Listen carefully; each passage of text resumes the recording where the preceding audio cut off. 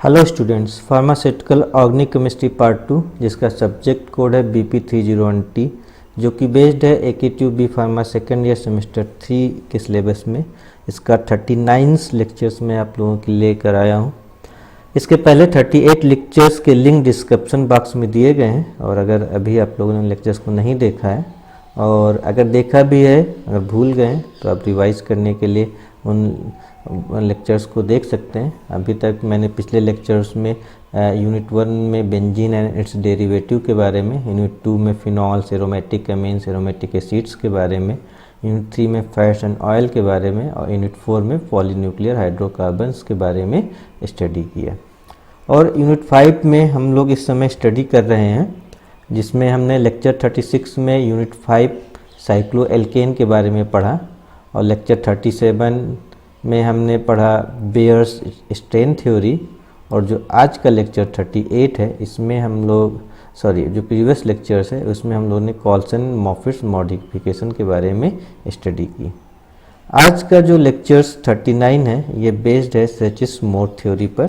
तो हम लोग जानेंगे सेचिस-मोर थ्योरी के बारे में, जो कि साइक्लोएल्केन के स्ट्रक्चर से रिलेटेड है। सेचिस-मोर थ्योरी की बात करें तो इसका एक नाम और भी है, इसे हम लोग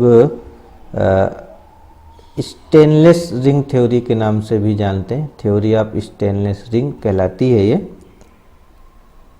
bear suggested that both large and small cycloalkane rings should be strained, but Hermann Sachse soon pointed out that larger ring need not be strained because the carbon need not be coplanar। तो आप लोग ने जो previous lectures में bear theory के बारे में पढ़ा था, तो बेयर थ्योरी ने सजेस्ट करती है कि both large and small cycloalkane जो हैं ये स्ट्रेन आ जाता है। जैसे साइक्लोप्रोपेन में 60 जो एंगल 1095 का होना चाहिए वो घट करके आपका 60 डिग्री का रह जाता है। मगर जो आपका हर्मन सेचिस का कहना है कि ये ज़रूरी नहीं है कि जो है कंपाउंड जो है स्ट्रेंड हो जाए।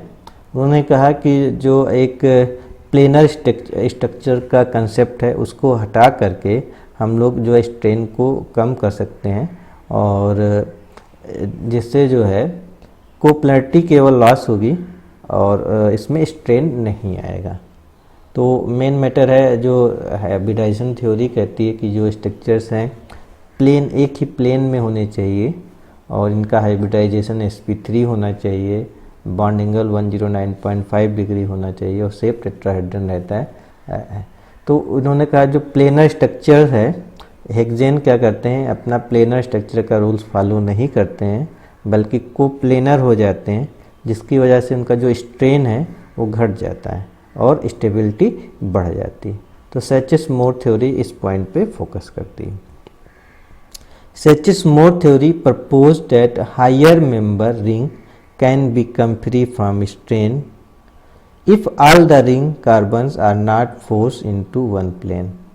इनका कहना है कि जो हायर मेंबर रिंग है जिसमें 6 कार्बन, 7 कार्बन, 8 या 9 कार्बन है, ये स्ट्रेन से फ्री हो सकती हैं।